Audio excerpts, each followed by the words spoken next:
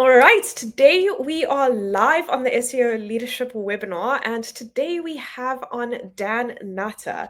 Dan is the SEO Director over at Journey Further. He has an incredible list of experience with 10 plus years in the SEO industry. Dan leads part of the global team with offices in the UK and the US, and he also comes from a data-driven background with Tech and Analyst roles at 26PMX. He's set up SOPs and trained the Tech SEO team over at Journey Further. And also he is quite active on LinkedIn as well, which we really appreciate. We love asking our SEOs that come on about their personal branding and how they've built it up. So for anyone listening today, pop your questions into the comments. And this is a few things that we will be discussing with Dan. So without further ado, Dan, how are you keeping? Yeah, very good, thank you. Yeah, been a slightly quiet week and enjoying some rare, nice weather in Leeds. That sounds like an amazing week. No complaints. Dan, for all of our listeners that are tuning in, can you tell us a little bit about how you got into SEO and how you started your journey through, I know 26PMX, you were there for a while as well, and then got into Journey Further? Yeah, so I think it's probably similar to a lot of SEOs. It was not a career that I set out from even uni, thinking that that's what I was going to do. So I actually have a geography degree, which is what I came out of university with. The plan was basically going to something related like some sort of town planning or urban development kind of role. But unfortunately, there were a lot of budget cuts at that time, so I ended up working back at the Sony retail store that I was at prior to while I was at uni, and they happened to get a website. And then I started to update the content on the website, and I started to look into SEO, and I did a few sort of short courses on it, and I kind of then looked. I actually knew somebody at 26, so I sort of messaged them, and I ended up with a job in link building originally. So I did that for about 18 months, back when link building was still a thing before it became digital PR, and then went completely over to sort of the tech analyst side after 18 months. And then just quickly kind of progressed through that. So became a tech specialist, which was kind of the real passion, and still is if I'm actually doing like sort of the deliverable work. So I love a tech audit, love site speed, all that kind of stuff. And yeah, just kind of progressed in that role. And then I got the opportunity to come to Journey Further, who were just sort of starting out their SEO team at that point in time. So there was the two founders, Alex and Steve, of the organic side of the business, were doing most of the work, and they needed somebody to come in and sort of deliver the work originally and then start heading the team up. And yeah, it's just really scaled from there. I guess I'm nominally in the same role because I was brought in as to head up the team, and that's what I still do. But obviously, given that I've gone from a team that was me and two seniors to a much broader team, the role has changed, and obviously Journey Further's grown over the sort of nearly 6 years that I've been here as well. Yeah. Awesome. I mean, I actually just wanted to start off just back at 26 and ask you, it's quite interesting that, mentioning that your friend was one of the referrals to get you in there, and for you to stay and progress for 5 years, almost 6 actually, is quite a feat in its own. How was your sort of integration process there, and how did you just make sure that you, I guess, sort of stayed an asset in the team during that time? Integration was actually really tough. So I'd never worked in an agency before, really the only job I'd had really was kind of working the shop outside of being at uni. So being responsible for my own time, making sure I planned stuff in, it could be quite overwhelming. There was, I came in with a little bit of knowledge, but like I very quickly realized that I didn't really know anything about SEO. But I adapted quickly to that. I think one of the things that I set out to do and was really start on the analysis skills, because kind of it was something where I felt like that would be a valuable asset that I could have. So even back when I was link building, I was asking the data team for training on spreadsheets and occasionally getting to update reports and things like that. And originally that was kind of where I put my skill set was. I was like, well, if I can make myself the best in the team at Excel, then I'm an asset. Back then, all the reporting was in Excel as well. There was no Looker, so you were pulling data into that with like plugins, like Supermetrics, and all that kind of stuff. So it was a valuable skill if you were able to build really complex reports, which I kind of got to the point where I was. You were able to be an asset to the team, and that was the first thing. I would always say that that skill set that you learn not just from like understanding formulas, but by understanding how you organize your data to be able to analyze it is just invaluable as an SEO. Yeah, awesome. Excellent. And then Dan, obviously, you talked about how it was sort of slightly like overwhelming and stuff like that, and then you get to a stage where probably things are a lot more sort of comfortable when you get to that sort of tech specialist role. What was it then that decided to almost make yourself quite uncomfortable again and going back maybe into an agency that's sort of just getting off the ground and just starting, and you're coming in at the very start of that process?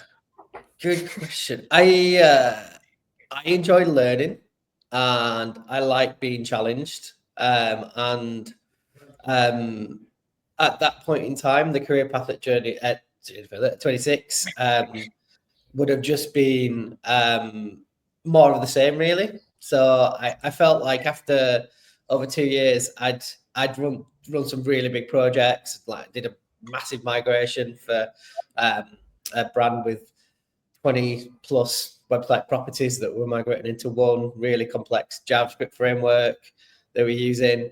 And I was like, well, I feel like I don't really see where it goes from here. Like that's about as complex a technical project as you get to do. And I wanted to do something new again. And Jenny Feather actually approached me and asked me to come in and have a chat with them about it. And to be honest, I was aware of them as a business, but they were very much, as I highlight, there was very much not an organic agency at that point in time. They were very much paid media. So I was like, oh, I didn't realize that you did that. Because so yeah, I just came in and had a chat with them, and that was it really. It was quite a quick process of going in and having a chat, and then a follow-up interview a few days later, and then I'd signed the contract within a couple of days. So yeah, it was that challenge of, like I say, doing something new. I've never built a team before. I've not run a team, and yeah, constantly looking for a new challenge, which as you work at a scaling agency, you kind of get. Whereas we're about the same size as 26 were when I was there now. So yeah, awesome. It's been an interesting road. Brilliant. And obviously you're the first in, especially on the technical side as well. What sort of processes or foundations did you think I need to get these right straight off the bat? And looking back at it now, is there anything you maybe change or avoid if you had to do it again?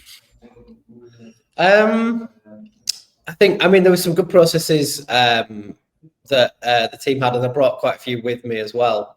But it was, I think, communicating technical to clients. I think one was the key focus, but two, I think we could have done it better at that point in time as well. Now, I think we always have taken like a commercial approach, so we were always trying to put revenue figures against uplifts or against changes that we were planning on making to try and showcase the client exactly what the opportunity was. But I think it was probably a little bit too much like dev focused, I guess, at the start. It was very much, here's how we can, it was set up very much in a ticketing way. So it maybe didn't speak to the senior stakeholder or a non-specialist in a way that our work does now. But yeah, I think we really tried to focus on getting things done, because ultimately, like, I think we've all been frustrated at times in our careers where you're constantly sending documents over to a client and nothing ever happens. And that was a real focus for us, and still is not just doing good analysis and good recommendations, but making sure that those things become live on the website. Love it. Awesome. I'm kind of interested in, just more leaning towards the leadership aspect of things, how you went from the tech SEO specialist straight into head of tech over at Journey Further. But I appreciate that you were obviously, growing the team at that time. And I wanted to ask if there was any particular challenges that you faced when you were stepping into that leadership role, especially bringing on new teammates. Were there any bottlenecks that you experienced during that time? And do you have any advice to others that are maybe in that similar situation? So I think it was completely new to me. I'd not actually really. I'd had some line management responsibility at 26, but it wasn't running our team as such. I think I did a lot of reading, to be honest, about how to be a good manager. I think the one thing I've always learned as excuse me, is to listen to the people that you're managing, rather than I'm very much, being a tech specialist, very much the fixer. Like I like seeing a problem and fixing it. As a manager, sometimes you just need to sit there and listen to people and understand where they're coming from, and then you're able to maybe provide solutions down the line. But sometimes they just want to talk to you. They want somebody to talk to about a challenge and soundboard things off. And I think that was a key learning early doors, was to try and not try and fix everything. I think bottleneck wise, we've always tried to hire ahead of the curve, but early 2021, as that kind of COVID boom hit, it wasn't possible. And I think the thing that I learned there was hire good managers was a really good point, because you need to people that are able to look after the team and that care about the team. I think that's something that's really important, that they care about the team's well-being and their progression. And having people come in at that point was really valuable.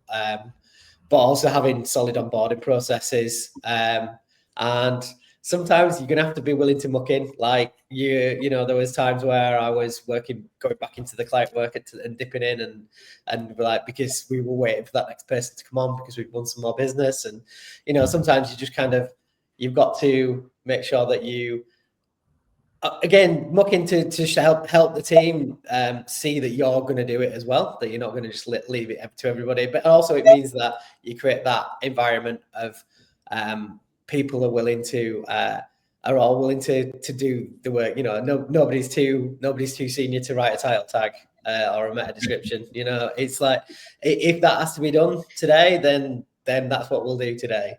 I confess I haven't written a title tag in a while, but back at that point, it was the case. If some metadata didn't optimize in and we didn't have any else to do it, I'd do it. Fortunately, we've got to a place where we've got a whole load of specialists in the team, and they're able to look after that work. But yeah, it is that you're gonna be busy. You are going to be busy. It can seem stressful at the time. Actually, you look back on it and it was quite exciting, and it was quite an interesting period to go through. So I think it is that, probably try and enjoy it if you can. Would be my best piece of advice, because I look back at it and bringing so many different people in. I think we went from 4 to 14 in that year. Wow. In the team, and having so many different personalities, getting to know so many different people, I think was brilliant, and seeing them progress, and look, quite a high proportion of those are still with us at Journey Further in different roles, and some of them are leading their own teams and departments now. So it's really nice to see those people having come in and then gone on and progress.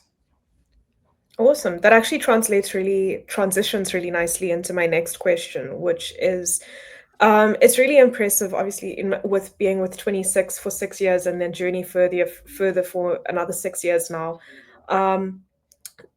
Agencies notoriously have high turnovers, and I mean, it's not uncommon to see someone like moving from agency to agency, every 2 years or so, just especially for career progression, as well. What cultural aspects that 26 and Journey Further possessed that kept you tied into the company and invested into it for so long? And do you and I would like to also switch that around to say, do you have any advice to leaders, SEO team leads, to help improve company culture, or team culture to keep that retention up? Yeah. So I think 26, when I first joined, was very similar to what Journey Further was like when I first joined there. It is a very much people first culture. I think, again, it was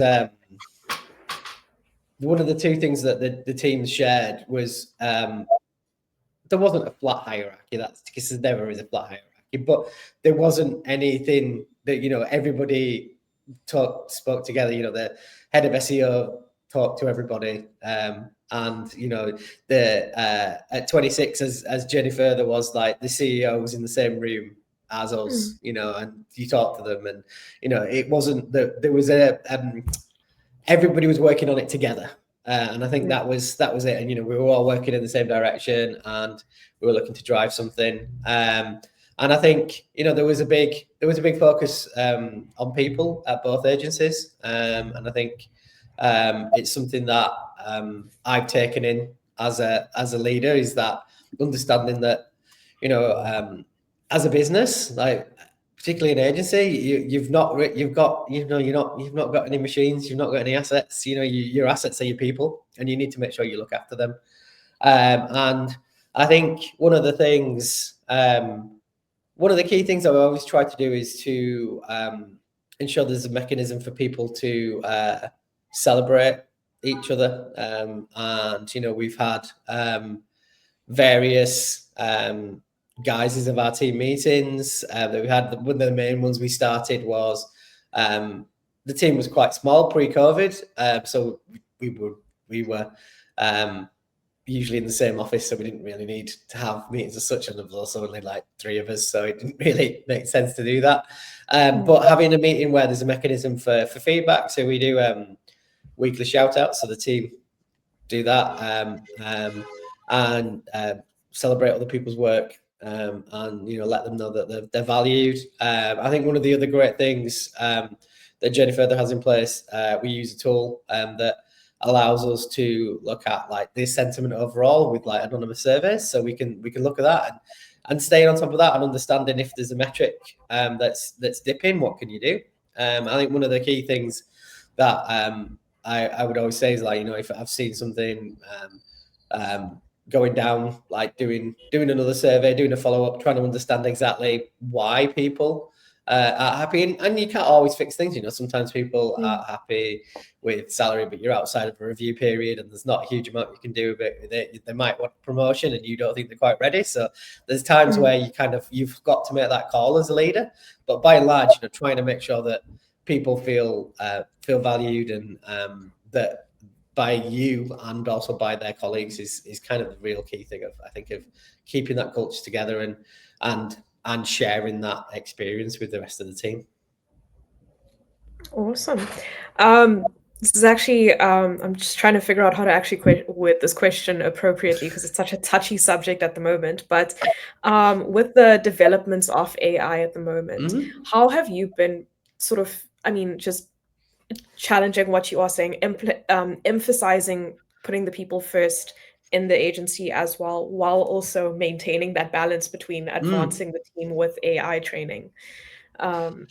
Yeah, I think it's obviously something where, again, when it comes to content production type, teams can sometimes be quite resistant to it. But I think ultimately you still, with all the the custom GPTs are brilliant. You know, we have them, and we feed in content recommendations, we feed in tone of voice and all that kind of stuff.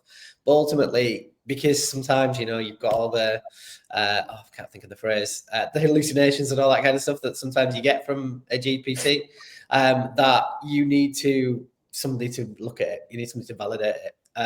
I think the way that we would always try and utilize and talk about AI is it allows you to do the boring things faster, so you can do something more interesting. Like, you know, you can do some, you know, testing, you can do some like cool work, you can do some analysis, whatever it might be that you've been wanting to do. Learn that new tech skill, whatever it might be, research something. So that you know, because you've automated something that would take you a lot longer. Awesome, cool. And Dan, just to go back, I know you spoke about people maybe asking for like promotions and stuff like that who aren't ready. How do you handle that as their sort of manager, and how do you sort of still manage to like achieve sort of buy-in from them and not let their sort of motivation drop from that?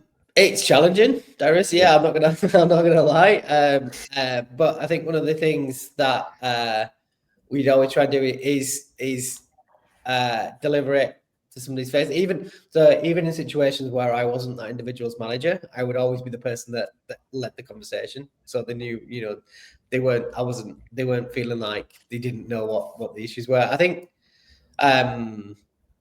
one of the clear things is being clear, having clear objectives and saying, these are the things that I know are required for that role, and I need to see them for you. And at the moment, I can't see that. And it is, you know, sometimes it's challenging because sometimes you just have full-on difference of opinion. Somebody says, I think I am. And I'm like, well, I don't see enough of that. And you've got to be able to try and get your point across in as clear a way as possible. But while I would always try and be like, it would always be like, here's how we can support you to get there. So it's not just that you're not ready. It's that you're not at the moment, but here's the steps that we'll work together on as a team to go like to get you to that position where you are ready for that. And I think that's the, you know, having a clear plan in place and making sure that people are aware of what they need to do to move to that next level is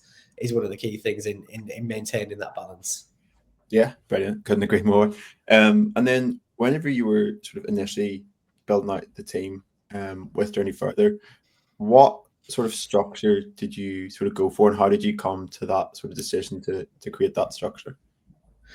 It was very flat at first. So it was just me managing the team up until we got like 5+. I was just looking after the team. It then became clear that it's not scalable because you can't just keep managing people. So we made the decision to split the team, actually, rather than just hiring one person to kind of take that responsibility off me. We decided to bring in a couple of people and have them looking after individual pods, so of about 3 people, because again, we want people to be able to feel like the manager's got time for them, that they're not managing, you know, 10, 15 people, and then they just, you know, you feel like you're a bit of a throwaway. So it is that making sure that the teams are still quite small and the manager's got time for people.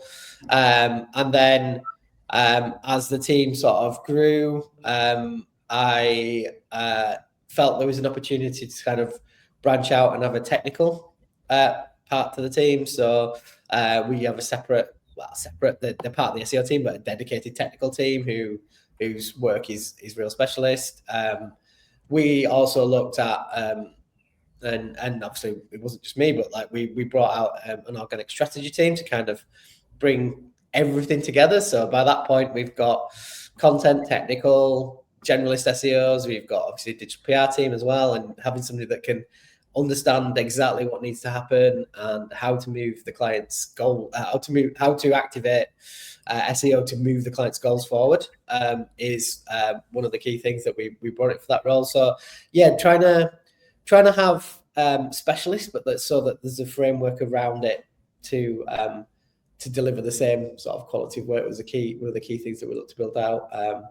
And having, like I say, having managers so that they weren't being too stretched about how many people they were looking after, so they could dedicate that time to people's progression, and also, helping them with challenges and that kind of thing. Brilliant, awesome. And yeah, we're currently hiring for quite a few roles across, or technical roles specifically, across the UK and the US. What is it that you look for when it comes to like a technical specialist, or technical SEO in general? I think, obviously, there's the kind of standard stuff. There's the experience with like different technologies. If they worked on with a heavy JavaScript site is a big thing. Have they worked on a lot of sites with projects, that kind of stuff. If they got dev skills as a real opportunity, is a real thing that is a bonus when it comes to a tech SEO.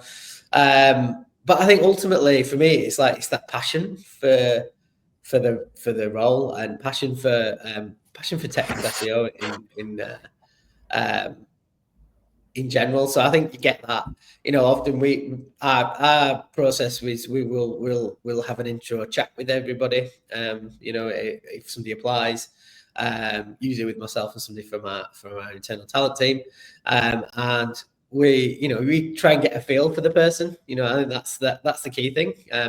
We'll move on to the skill set afterwards, but I think I guess going back to one of the early questions, how you maintain the culture is by bringing people in that you'll think will, one, fit within it, but also advance it forward. And we've been lucky enough to bring in lots of people that have contributed to that culture and have developed it both for the team, but also for the agency as well. But yeah, I think it is that passion and cultural fit are the key things. Because Tech SEO, I got told off by the Tech SEO manager the other day for saying Tech SEO is boring. But what I meant was it can be quite a dry subject if you're talking to an audience, and having that passion for it, being able to express a bit, and for a client to be able to see that coming from you, helps sell it in, because usually you're asking for a lot as a tech specialist. You're often going, you're going to have to spend some dev time, which might be internal, might be external devs. You're going to have to convince somebody to spend some money other than what they're paying you to do the job. So ultimately you've got to be able to sell it to them, and I always think that comes with passion. Love it. On the topic of communication, you guys have multiple offices over in the UK and the US. I can imagine that might be quite difficult in managing with the communication and just managing alignment with the overall team. How has it been for you, and do you have tips to anyone on maintaining that or improving that communication? Yeah, I think we do. I mean, we like to have weekly one-to-ones with people, so that's the key thing of maintaining that sort of virtual presence, as it were. When it was looking purely when I was just looking at the UK, trying to get to those places and be there in person is a massive piece. It's not too far on the train to Manchester or London from where I am, so I can get to those offices frequently. With New York, it is a lot harder, unfortunately. I don't get flown over every month. But we did do a session where our US team came over to the UK, partly to go to the Women in Tech SEO conference, but also to meet the team and see us all in person, because I think that's a real bonus when they get to see it. You get to spend time with you outside of work as well, so you're very much transactional relationship if you're just on a video call with somebody, whereas if you're going out for a meal after work, it's a very different environment. So I think that FaceTime is invaluable. But like I say, the things like the team meetings are something that we've always tried to do, and getting people to engage with them, being conscious of time zones. I think you've got to, as a UK team, sometimes work a little later You might have to, you can start a lot later, but like, you know, if you've got a team member over there that needs some support, you know, you can't just like clock off at 5:30 and they're, you know, still in the middle of their work day. You know, if they need something, like, then be available, I think is the other thing we would say. It goes, admittedly, there's the time zone difference is a big challenge, because if you've got clients on like the US West Coast, there's just, other than staying up really late, which we don't really want people to have to do. There's a real challenge to getting to supporting the team over there. But I think, I think frequent communication and if you can spend any time in person with teams that are across multiple offices, I think it's a real bonus, particularly as a leader. I think, you know, if you make the effort, you know, people have got are freely allowed to come to the Leeds office as well. But I think as a leader, it makes a big difference for you to be the one that goes to that office as well. Yeah, 100%. Just on the last question I usually like to ask at the end is, just going back to the topic of AI and the developments that have been happening. What has your sort of view been on the SEO space this year? And do you have any sort of predictions or foresight, any advice? Yeah, God. I mean, it's probably changed as much as it has done since I've been doing SEO, particularly like the SERPs. Like, you know, I was looking at one client, and you know, there was only 18% of the top 20 was traditional organic listings, and that is really not a lot. Like, there's a lot of SERP features there. There's a lot of things that you can't control as much as you could with a blue link back in the day. But I think it is something where SEOs are just going to have to think a little differently. I think, you know, you're going to have to understand what your client needs and maybe what role organic traffic can play for that mix. You know, it might be that, you know, as an SEO, probably weird to say this, but like maybe they need to lean more into paid for their real transactional keywords. The organic is much more of a broader awareness piece, depending on the client.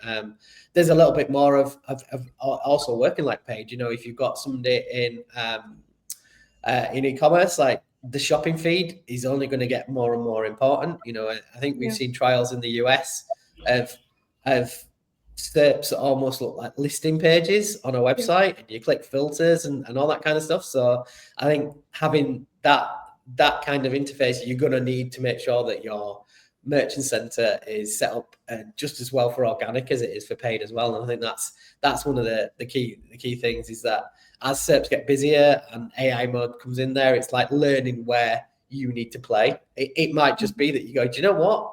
That blog traffic's gone.